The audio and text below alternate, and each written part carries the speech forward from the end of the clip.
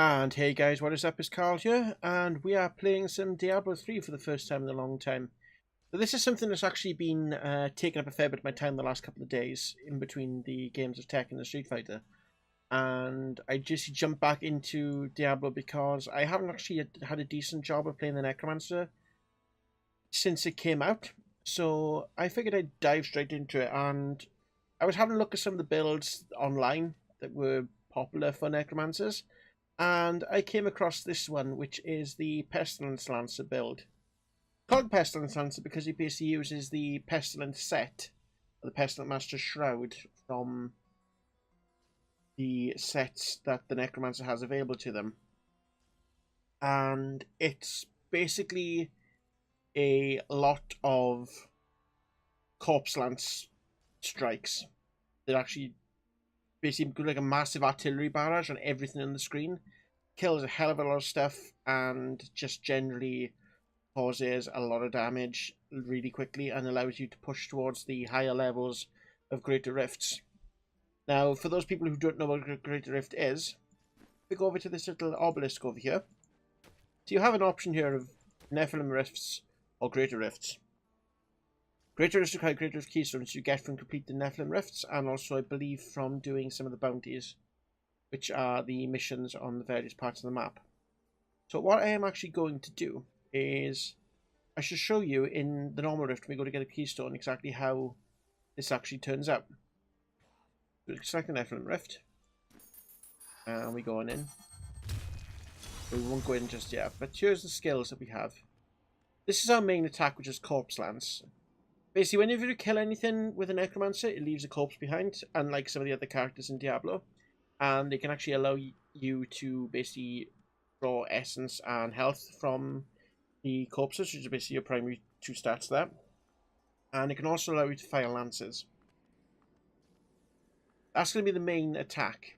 But to basically start this off, obviously because you haven't killed anything, you're not going to have any corpses, you're going to use this thing, which is called Land of the Dead. This basically allows you to use all corpse skills at will for the duration of the skill.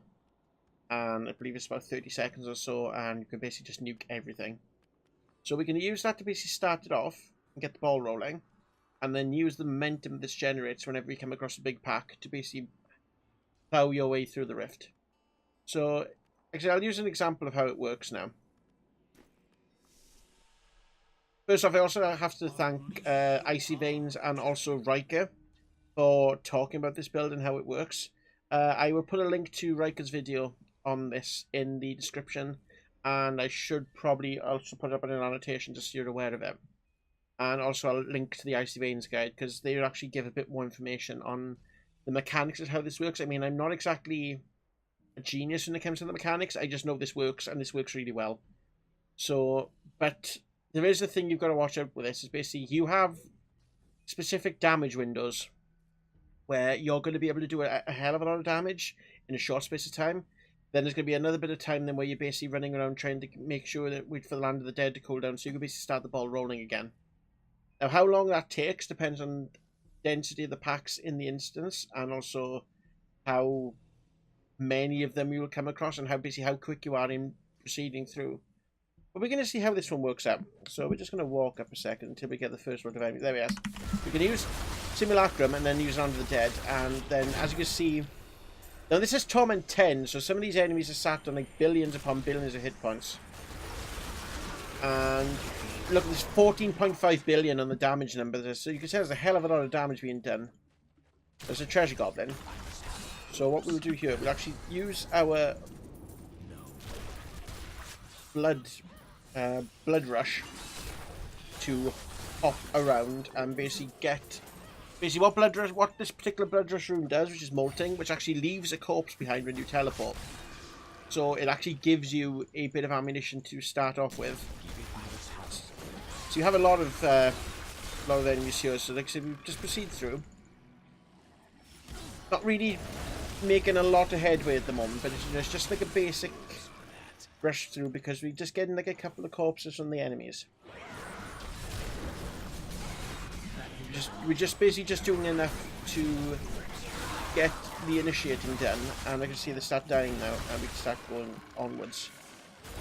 We're coming close to Land of the Dead being able to be procced again, though, so we could probably use that once we come to a bigger pack. I think with the density that we got at the moment, don't really want to use it just yet. There we go. Just keep going. Yeah, just keep going slowly. Ah, here's the time to use Land of the Dead. We're just going to keep plowing our way through. There's a lot of loot and stuff dropping, but this is just gems and stuff, and I do have a lot of gems at the moment. We had another quiet spot there, so that was unexpected, and it meant that probably the Land of the Dead didn't do as much as we wanted it to. But that's okay. See, another good thing with doing this solo too is we got the Enchantress here, who's actually doing a lot of crowd control on the enemies, doing like a lot of polymorphs and blinding with the equipment they're giving her. So that also leads to being able to herd enemies together to maximize exactly how we hit them. There we are, just a couple there, just needle them. Another thing we've got is the legendary gem Stone of Vengeance, which actually benefits from you being far away from monsters. So the further away you are, the more damage it actually does. We're going to use this Friendship Shrine. Proc up. There should be another champion that spawned there. Yeah, there it is. So we're just going to try and get away from these guys.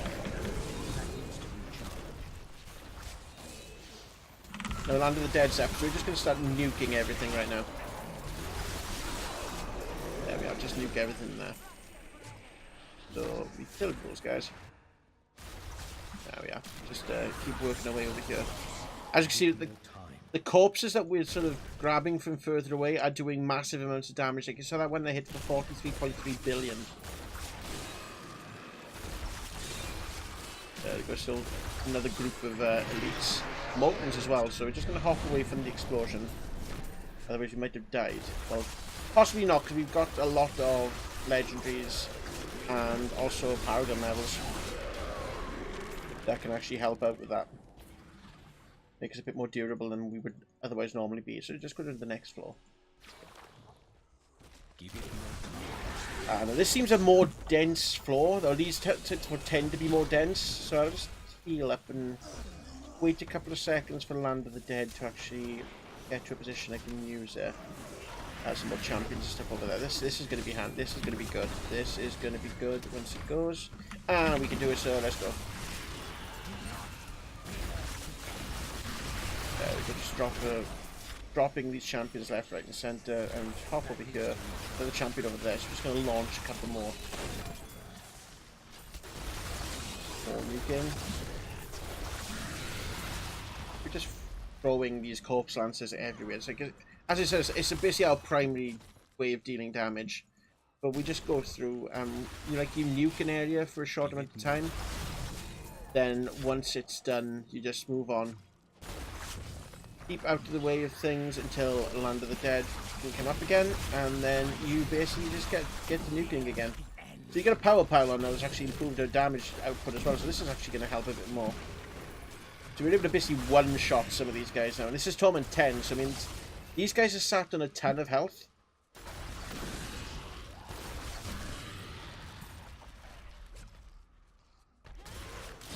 We keep nuking things.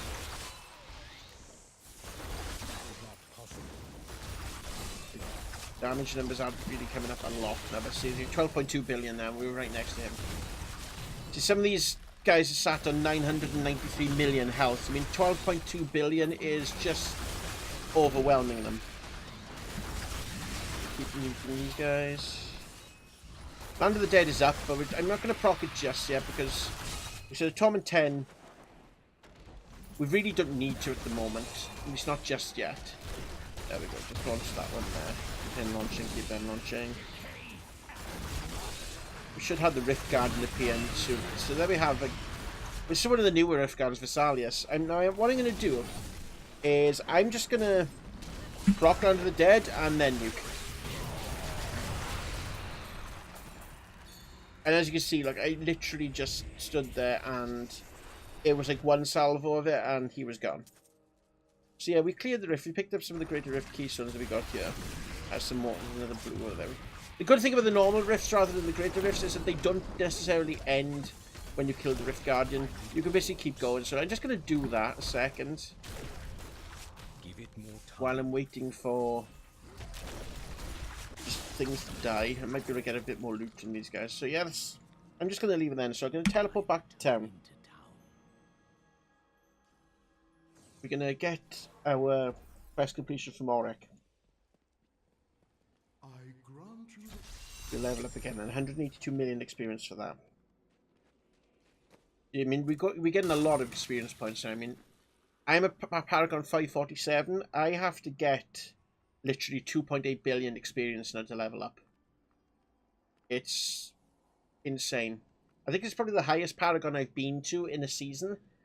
I have to thank some of the guys I played with, because I played a lot of public rifts, and there were a lot of guys who were able to basically help me through some of the early content, help me get leveled and geared. I'm not 100% there yet on the gear, but this will come in time. So I'll just salvage all this stuff. I'll take the gems over to my stash over here. And put the ring there too. Okay. And then we shall go to Greater Rift. I'm actually going to do a Torment 12 Rift this time. And I'm going to empower it to give it like another option to upgrade the gem. So we're actually going to try this. And see how it goes. I mean, it's normally pretty good. But we shall see how this goes now. I'll just run through this and see how we do. Right, here we go.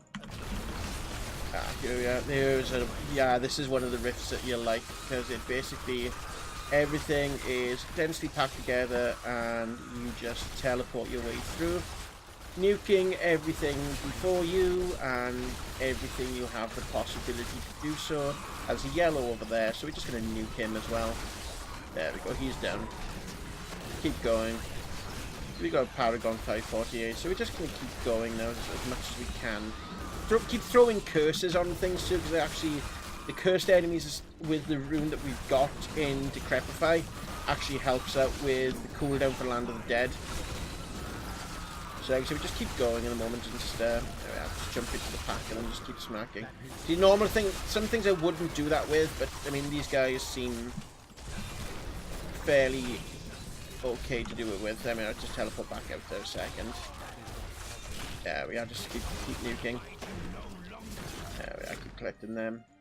So see, we're making good time at the moment. So that's another thing with the Greater Rift. So guys who may not have seen some of my other Diablo content, that these things are actually timed for 15 minutes, and the challenge is getting through them in the 15 minutes as hard a difficulty as you can. So we're just gonna land with the dead prop there now. Just nuke these guys. Pop over here. Sneak these. We can find a pylon soon, so that'll give me another champion and help me clear the... Ah, there's a conduit pylon. That actually helps in two ways, because I'm actually collecting these things now and also getting the ability to electrocute enemies as I proceed. So that's giving me more corpses in order to do the corpse rants more often. Yeah, just kill this guy now. It's another Molten as well, so back away from him. Like another thing you've got to really watch out for is the suffixes on some of these guys. So just keep nuking them down. So the good thing with the conduit pylon is it gives you the option to basically just keep going, because you're killing things with the conduit and then also generating corpses just can give you the lances and just like literally just like bombard things from miles away. Let's do these guys. There's another blue over there. Just hit a couple of them. That's fire chains as well, so I have to be careful with these guys. So just the two guys left who have been turned into chickens by our lovely enchantress friend, and they did get me that time. But you're allowed one free revive. Any other revives after you die the first time will cost you time. It's basically wanting you to get through and be able to survive and get through. So basically just what you want to try and do there. The more you die, the bigger the penalty. I think the highest penalty goes up to 30 seconds. But I mean, once you get to the point where it's taking you 30 seconds to come back from a death, then you're really gonna be up against the wall in terms of trying to complete it. Just keep going on these guys. Plenty of like odd corpses around from like the long distance lances that hit. Just keep going. There we go. There's a dead end over there. Give it more time. Just keep progressing. Slow and steady. Well, I can do slow and steady at the moment because I'm got that much of a head start. Like really, in some cases you want to be being quick. That's another nice little thing that the Enchantress does, basically group things together. There's a shield pylon over there, so I'll hit that and that'll make me invincible. Which will allow me to basically just hop around while I'm waiting for Land of the Dead to proc, and then I can basically nuke everything then. Waiting patiently for Land of the Dead. These guys are frozen pulses too, so they're really good. It's really good that they got a shield pylon. Oh, there they are. I killed them before I got Land of the Dead up even, so that's okay.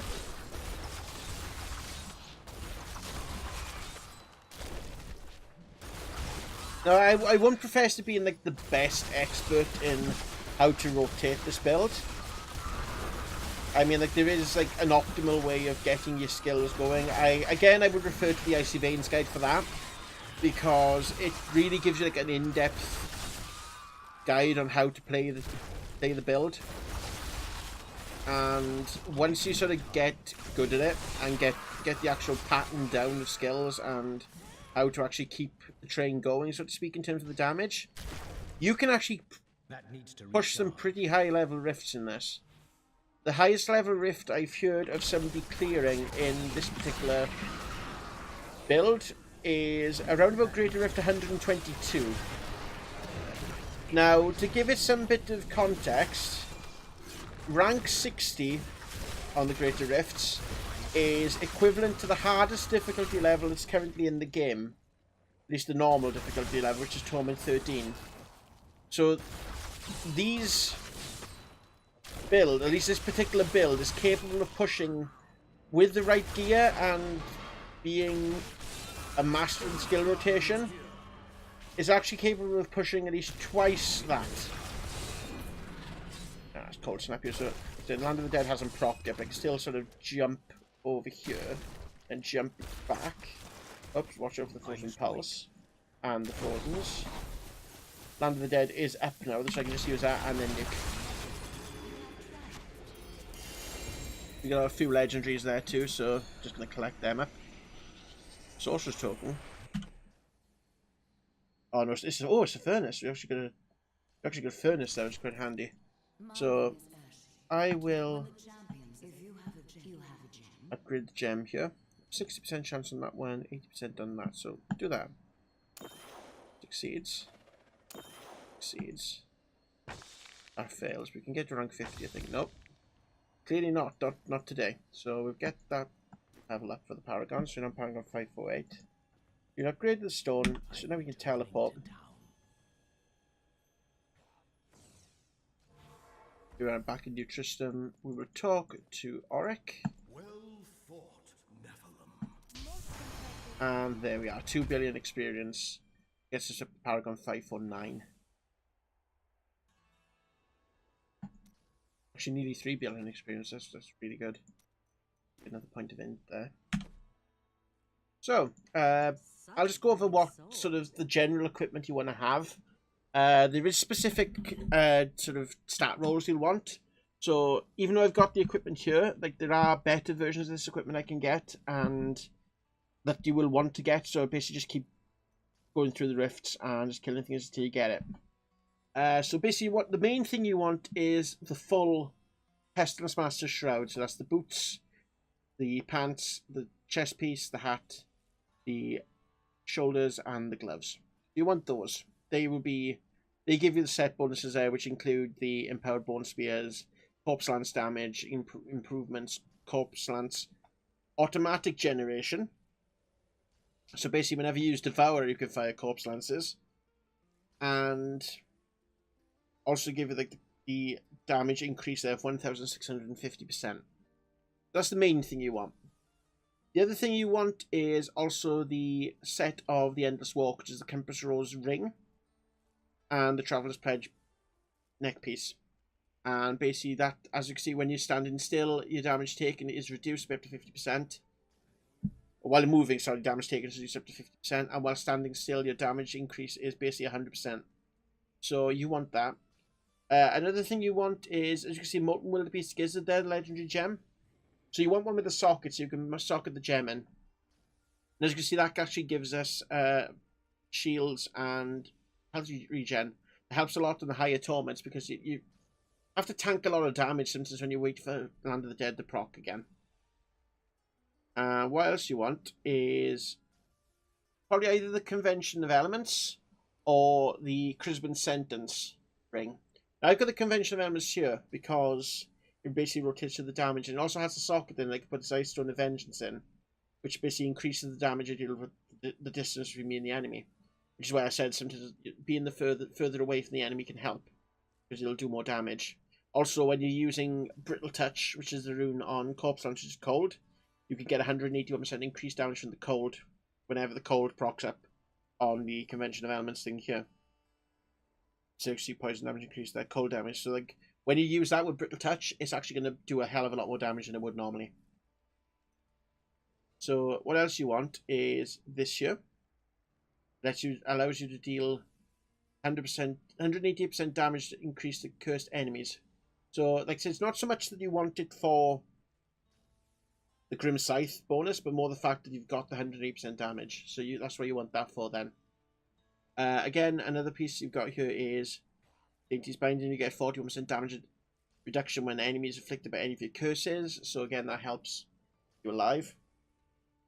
Then you want the Nemesis Bracers, purely for the Shrines and Pylons, giving you additional enemy champions, which will give you more chance to get the orbs during the rift, just help you clear the rift quicker. And the phylactery, you can basically go with any phylactery. There are specific ones you want to go for. I mean, this has Command Skeletons bonus. I don't use Command Skeletons, but it was a decently rolled phylactery, so I used it.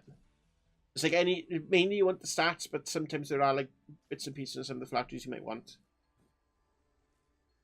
Also on Compass Rose, you see I've got Bane of the Trapped, which actually helps like anything under control impairing effects, which means like basically my curses and like the stuff that the Enchantress has got, like the blinding and the polymorph. So they can help there. So it basically helps with the crowd control order. Again, you want to make sure it's got decent rolls on it. And what else you want is you want topazes socketed in your chest piece and your legs. I've got Flawless Roll of topazes. They give me an extra 280 intelligence. And what you want is the Flawless Roll diamond in your helm, because that's going to reduce the cooldown of your skills by 12.5%, which will help, again, reduce the downtime on your Land of the Dead. Skills-wise, you have Corpse Lance and Brittle Touch. As I mentioned, it does cold damage. Blood Rush and Molting, again, as I said, during the rift, it leaves a corpse when you jump from one place to the other, so it allows you to at least do something with, for example, like single enemies, or in some cases where there's doors you need to hit, because you don't actually have a primary melee attack or anything with this. So you have Devour, which is satiated, which increases the maximum life for every corpse you devour, so again, it tanks up your health. And again, with Pestilence, when you devour corpses, it casts consuming corpses, so it will fire corpse lances.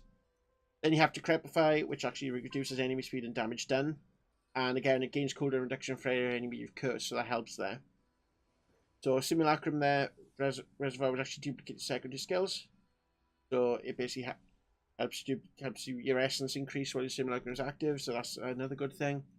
And then Land of the Dead, which is your main, like I said, your main thing to get the ball rolling, which will give you your initial corpses for your first push.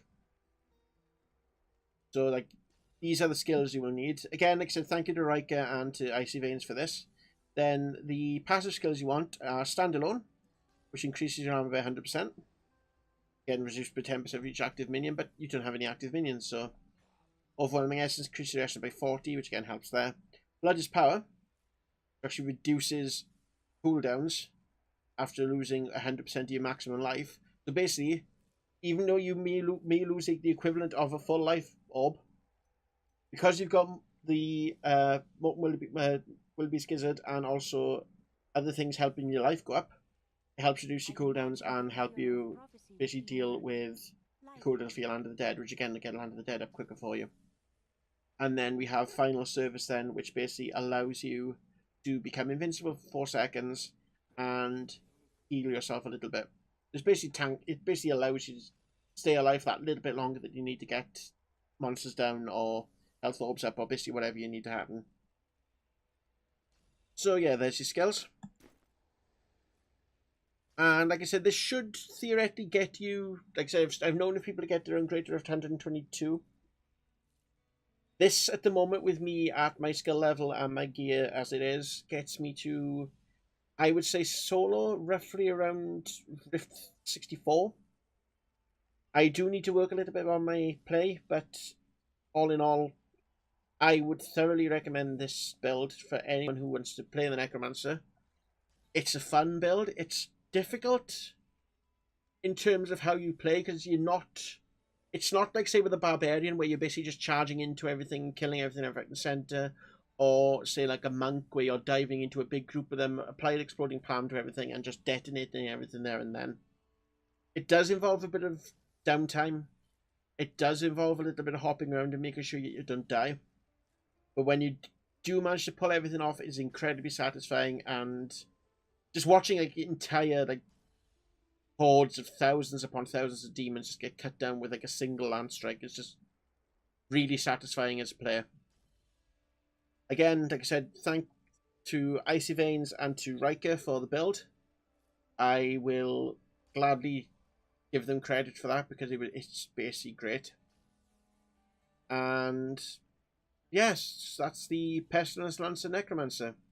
So, thank you all very much for watching. My name has been Carl. If you did enjoy the video, I know this is the first Diablo one I've done for a while. If you did enjoy it, feel free to click the like button and let me know how you feel about it in the comments. I'm more than happy to take any comments from any other Diablo players who know more about the Pestilence Lancer build and can basically elaborate on this. Maybe sort of fill in a couple of gaps where I've obviously let down in playing something and various things. And other than that, just let me know in general what you think of the video, because if you guys enjoyed it, I'll do some more Diablo 3 content. Diablo 3 is something I do come back to quite often because it's just a fun game for taking out hordes of enemies. And if you do like all of my content, or if you want to make sure you don't miss any more of it, feel free to click the subscribe button and click the bell icon, and I'll make sure that any videos that I do will go straight into your subscription box and also come into your email to let you know that I've done them, and you get to watch them, and hopefully you get to enjoy it as much as you did this one. Thank you all very much for watching. I shall see you all in the next video, and take care out there. Bye bye. Oh my God!